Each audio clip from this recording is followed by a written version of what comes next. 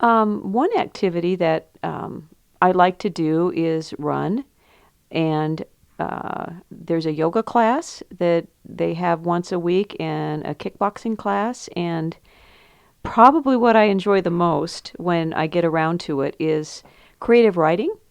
And once I get started on a creative writing project, I, I lose myself in it, and that's probably my favorite thing to do.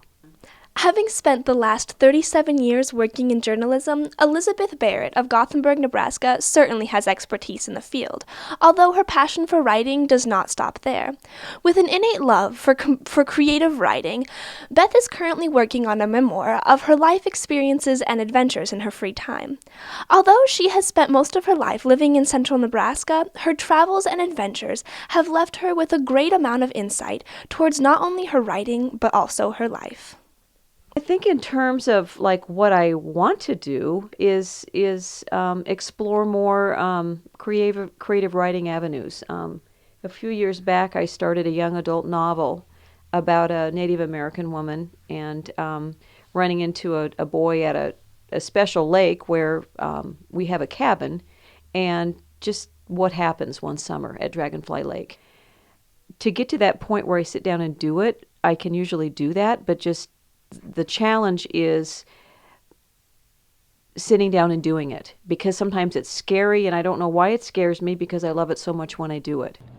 When Beth sits down to write, a sunny spot is usually the best way to go. This is her favorite place to settle down when she has time to work on her memoir. When I write creatively, right now for me, what inspires me, I believe, are things inside of me. And at the moment, things inside of me remembering what it was like to grow up as a tomboy, and in putting some of those feelings and thoughts on paper, I found myself doing that in a humorous way, yet in a way in which that